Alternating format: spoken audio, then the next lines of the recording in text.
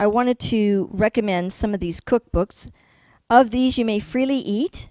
We have this available. We're going to be getting it actually, bring them tomorrow.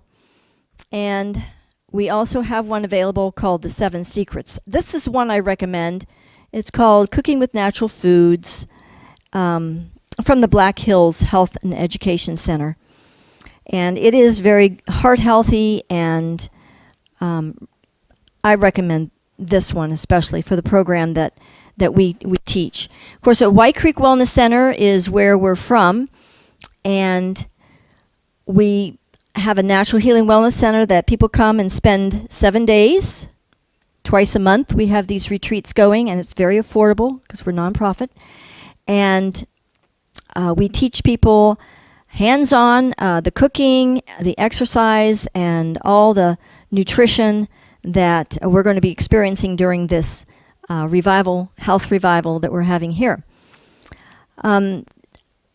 I have soaked these, so I'm going to start out with the waffles, and I'm sorry I don't have the recipes with me right now, but we'll try to get them printed out and give them to you tomorrow.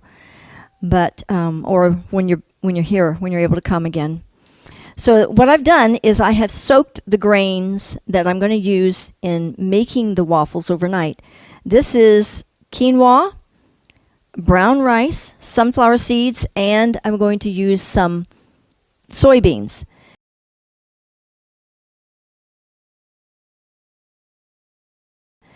And when you soak your grains overnight, it increases nutrition tremendously, takes out the phytates and the tannins, which inhibit your ability to assimilate nutrition. And so it really is very healthy to soak your grains or your beans overnight before you cook them. And rice is known to have arsenic, especially if it's not organic. Even the ones that are organic, they have a certain percentage of arsenic in it. And so if you soak that grain overnight before you cook it, it takes out 85% of the arsenic. So another thing it does by soaking it is it causes it to be soft enough that it can be blended. Now when you grind a flour, like if I was going to use quinoa flour or rice flour, brown rice flour, it would be old. It would have been ground up a long time ago unless I grind it fresh. And then, of course, it wouldn't have the phytates and tannins taken out. But it makes it so soft that you can even blend it in the blender. And I think I got it a little bit too much.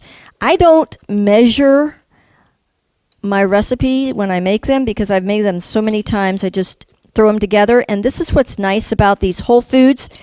You really experiment. You'll get used to just throwing things together. One principle is you don't want to use more in the recipe more than 1/6 of it to be nuts. Nuts are one of those things that can be high in omega-6 fatty acids, except for just a few, that constrict the blood vessels. And especially if you've got heart disease or Alzheimer's, which is a clogging of the vessels to the brain, to the heart, and will help to open that up if you don't use too many nuts and if you're eating the fruit that I'm going to be suggesting as we go through. Now, the almonds are really good soaked too, but I didn't have a chance to soak them. I'm just going to put a few in. Now, the recipe that I have is it might say you can use buckwheat. It's going to list a lot of grains. And I just pick a few. I don't use the same grains over and over and over because some grains are high in one B vitamin, especially B vitamins, and another grain may be higher in another B vitamin. So I'll use buckwheat one day, quinoa, another day, brown rice. Sometimes I'll combine them. And so I'm going to add a little bit of water with this grains and some nuts, enough to get it blended up. And I like to use the Vitamix because it is a heavy-duty blender. You don't have to have a Vitamix to make these things. It just, when you're cooking for a large group like I'm used to, it makes it a lot easier. And it's faster.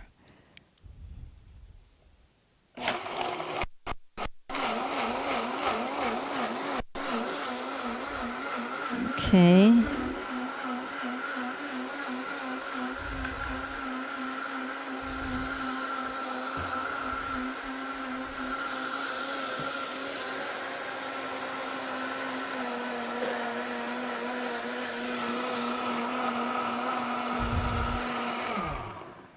Okay, so once you have the grains ground, because they take more grinding than the oats. I like to use the minute oats. It just seems to taste better. Quick oats, but you can use rolled oats. And so then I'll add the rolled oats and a little bit more water. And I don't have to blend these up so much as I do the other. Thank you.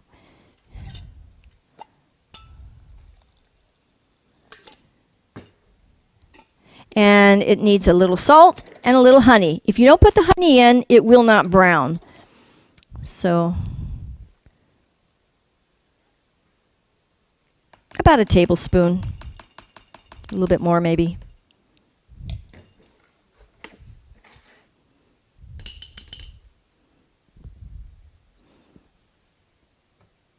Okay, and about a half a teaspoon of salt, maybe to a teaspoon. Probably 3/4 to be exact. And then you blend this up again. And if you let it set after you blend it up, it will thicken up. If you think, oh, it looks so thin, but just let it set a little bit after you blend it, and it'll thicken up.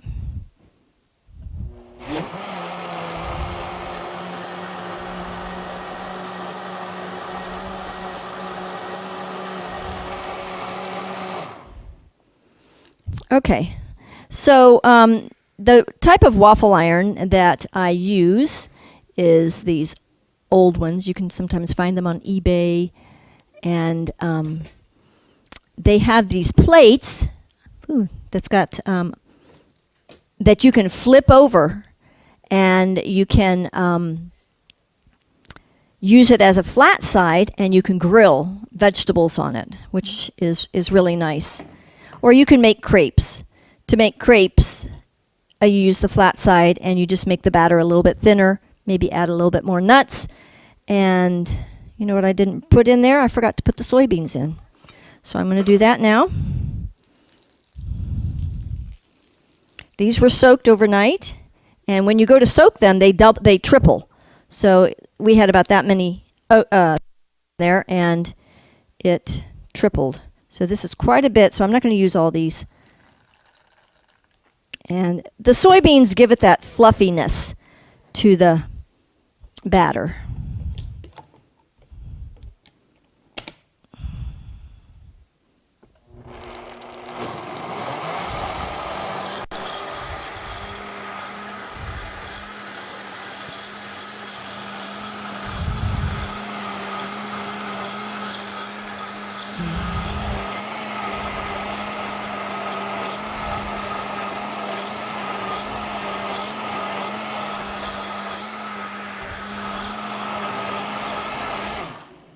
Okay, now since this is a new to us, even though it's antique, it hasn't been used much. So since we just recently got it, it needs to be oiled the first few times. So I put a little bit of coconut oil on there. That's what the steaming was. And so after a few times, you usually don't have to add things to oil to the plate.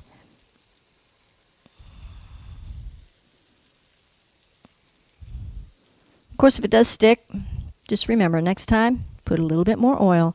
And if you go to wash these, you don't really want to wash them very often, these waffle irons, because what happens is that you wash off the oil and then it does stick again. And so normally when you fix these waffles, everything comes off and they look fine, they look clean when you're done cooking. So you can just leave it, put it away as it is, maybe clean off the top if it got some things on there. And so that is how to make waffles. And if someone could get me some more water. I need a little bit more water. And I don't have any containers for it because I'm using these for the batter. So I can go ahead and make the carob fudge topping.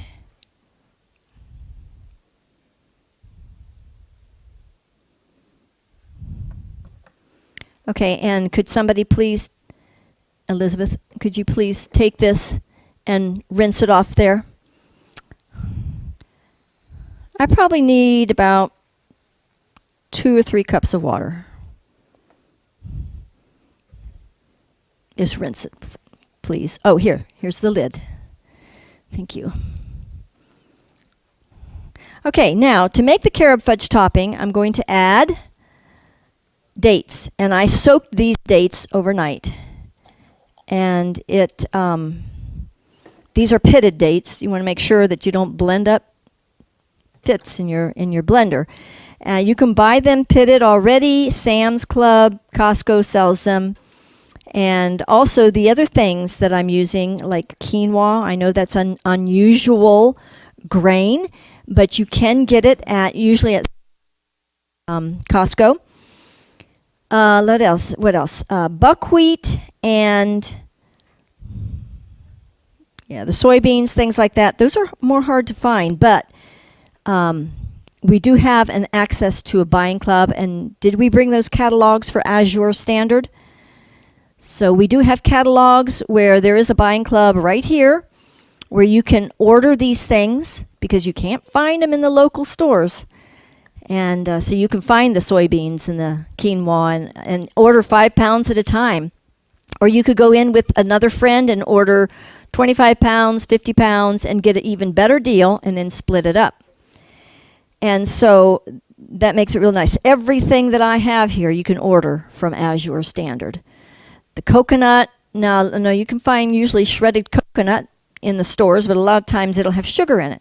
Now we teach people to use whole foods, and if you come to my classes or if you watch the videos later, you're going to find out why we try to do whole foods and no refined products, no sugar, white flour, things like that, and where to get these delicious. The lasagna I'm going to make on Friday, right? Today's Wednesday.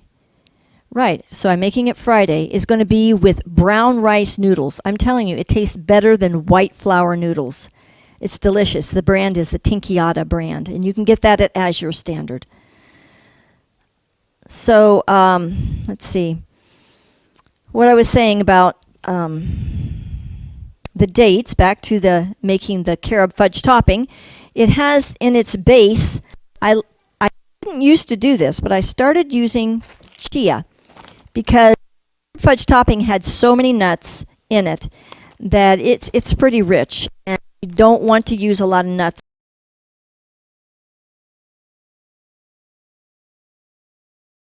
And chia is actually high in omega-3. I'm going to be using flaxseed today and chia. And then the other 2 nuts that are high in omega-3 is the hemp and the walnuts. Every other nut or seed that you get fat from is high in omega-6. So you've got to be careful to limit your intake of those nuts. Now, if you were going to take the oil out of any of those nuts, especially peanuts, very, very high in omega-6, which causes constriction of the blood vessels and inflammation. So if you have any pain is from inflammation. And so you want to learn which foods will eliminate that inflammation. It's the high omega-3 fatty acids and the fruits. Okay, do I have my blender? Here it comes. We're ready to make the carob fudge topping, which is done with carob. And carob is found in the East. It's from a locust tree. And now there's a verse in the Bible says that John the Baptist ate locusts and honey. And a lot of people think it's the bug. But if you do some deep searching into that and look into the Strong's Concordance and other things, you will see that it is from a tree.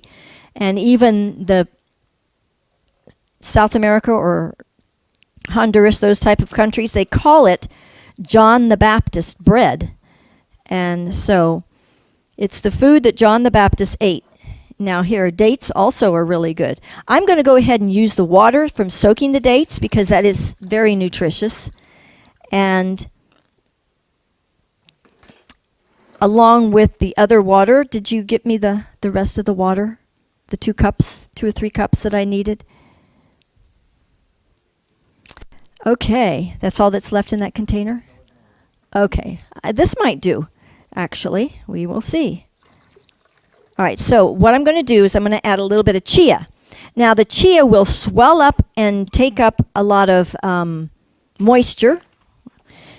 And so I'm just going to pour a little bit in here. It only takes like 1/8 or 1/4 of a cup.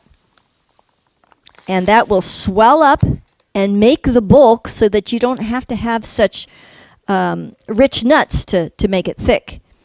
So I'm going to blend this first. This is another one that you have to do in 2 steps.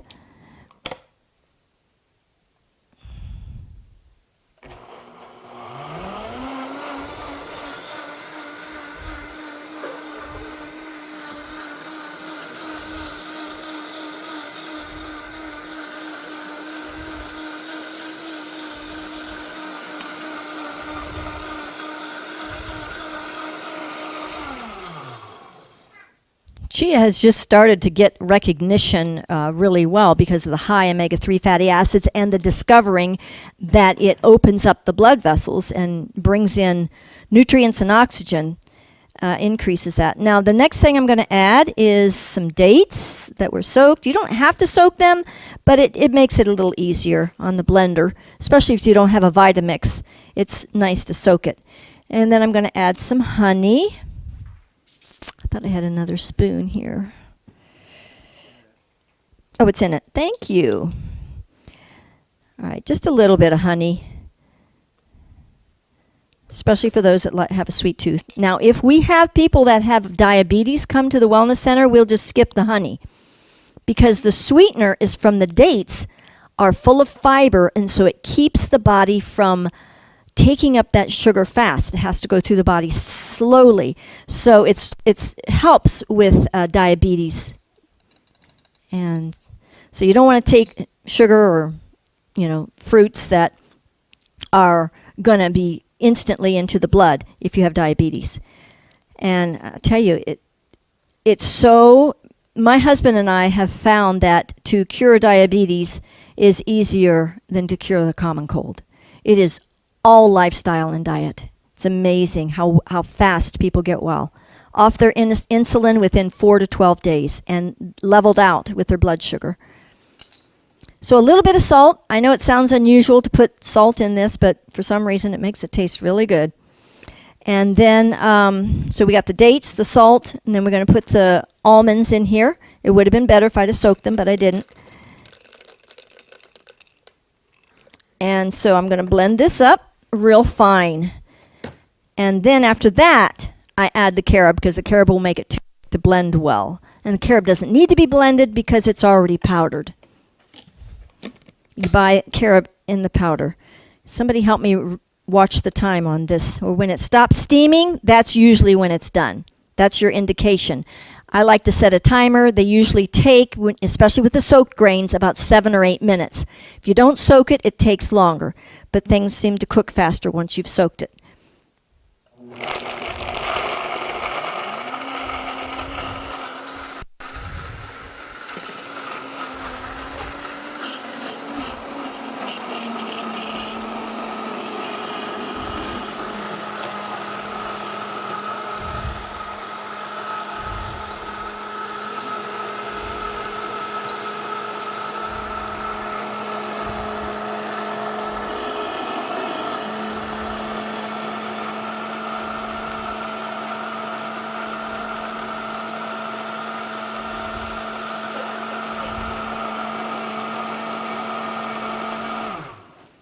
Okay, Daniel, can you get the bananas out of the freezer, please?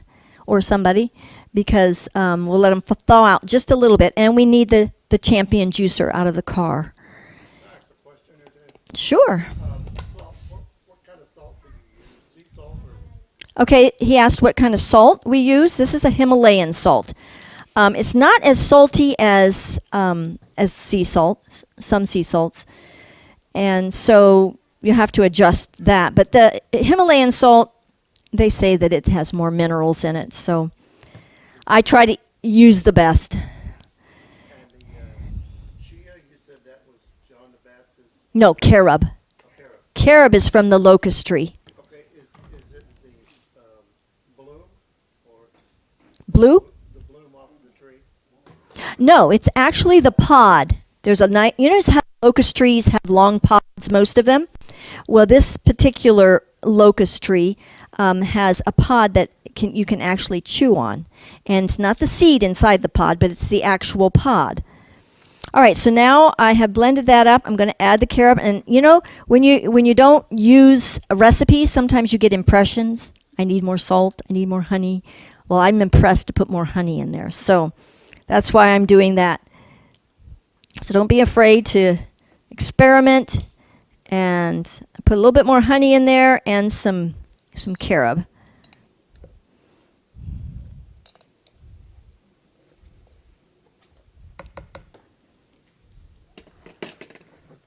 And then you blend that up till it's blended, and we're going to have that on top of the waffles. And we also are going to have the real maple syrup too.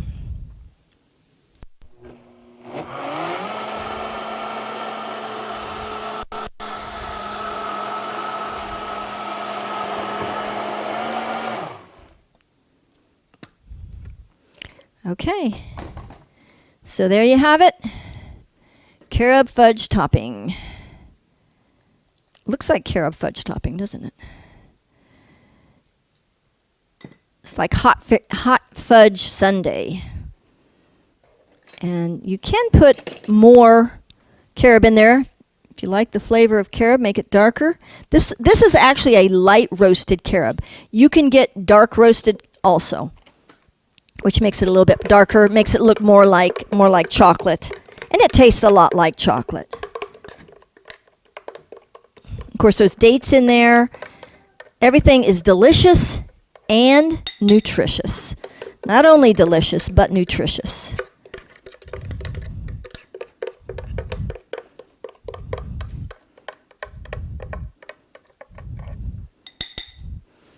Okay, so I do believe I'm going to need this rinsed out one more time. Where's my Elizabeth? And then I will make the sprinkles. And let me check this, It's done. And I didn't bring a container to put that in. Now, I use what do they call these? Chopstick to get this off. Because and wouldn't you know it, this one is a very new one. And it needed a little bit more. What should we do, Daniel? Just let it set? He's experienced with these. Oh, here. You can wait. If you wait a little bit, sometimes they pop right off. Okay, so you can, if you can't find one of these older ones that are, you can buy a new one. They're about the same price as the antique ones, around $50 on eBay. And the newer ones on Amazon are very similar to these. They're not as big, these waffle irons. And they have a flat side and a waffle iron side. And some people like them better than the Belgian waffles. A lot of people do, actually, because they're not as thick and they seem to cook more thoroughly. And the reason why we do waffles so much more than we do pancakes is because with pancakes, you have to have like a leavening or an oil put in it so that it can fry inside. But I'm going to need the knife that's on the table back there to separate these. And somebody's washing the blender, right?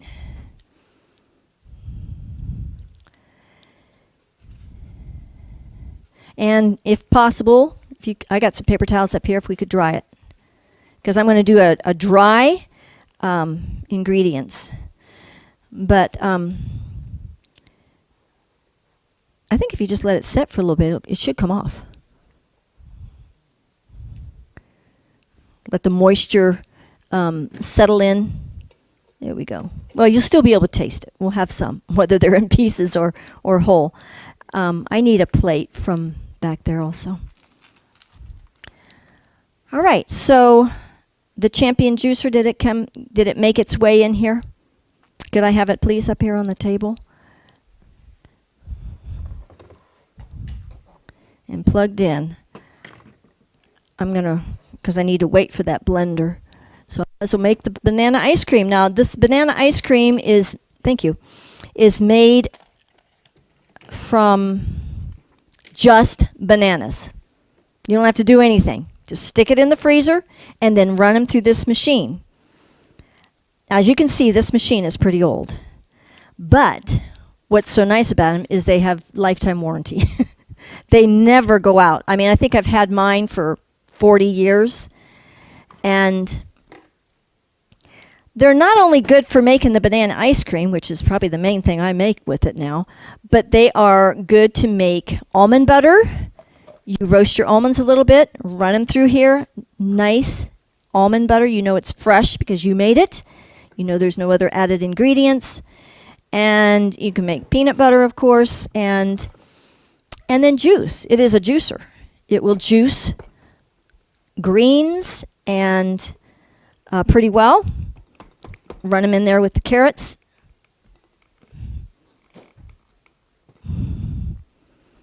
Okay, so do we have a bowl for the banana ice cream? Now, if you get your bananas out a little sooner than what I did, it's easier to break them apart and to run them through this machine. And what I do is I normally freeze them in halves because that's what fits in the blender, in the juicer really well. But since I'm not, just break them in half and you stick them through. That's good. That'll work. Thank you.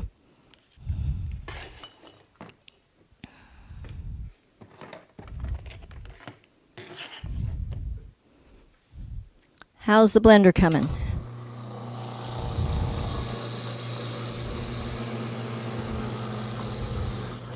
Now, as you can see, they go through easier too if you've given them a little bit more time to thaw out.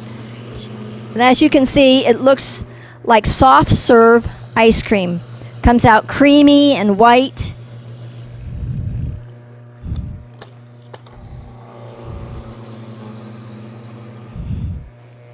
Okay, let me break up some more.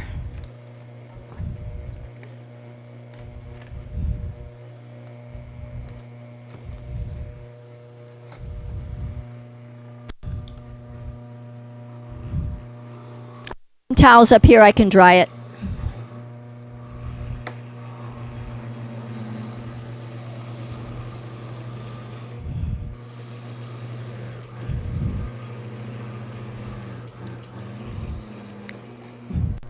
Okay, I'm going to make the last thing real quick here, the sprinkles. And then we can taste these waffles with the Carob fudge topping and the banana ice cream and the sprinkles on top of it. It's like getting a, what do they call that? Banana split. Sprinkles on top of it. It's like getting a, what do they call that? Banana split. All right, thank you. And what I do to make the sprinkles is I put 4 things in there. If you don't have granola, you don't have to use granola. I didn't used to use granola, but recently, probably the last 5 years, out of eating this way for 45 years, total vegetarian, and eating whole foods, I have started putting granola in my sprinkles. Before, it was just flaxseed, almonds, and coconut. So a little bit of flaxseed, which is super good for your intestines and high omega-3 fatty acids. And then you have your coconut. It's delicious. When you powder the coconut, it makes the flavor come out really well. All right. Almonds. Of course, you can't do these soaked. They have to be dried unless you've dehydrated them. And the granola. And I make the granola, and I have the recipe, and I'm going to be giving that to you. But I made it this morning. And so we just grind this up. And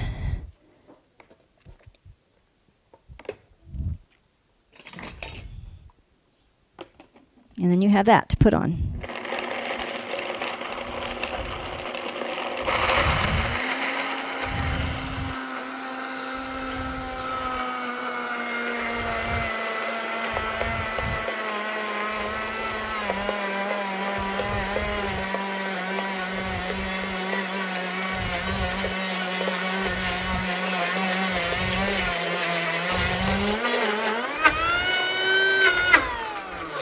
Okay, normally you wouldn't put your spoon in there like that, but I forgot the tamper, and it has but I'm done it so many times that I know right where the blades are.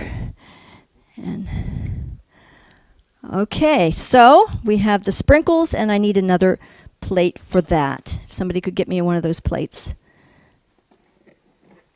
And we can actually take all this over to another table, and then we can go through and serve ourselves and taste these delicious things.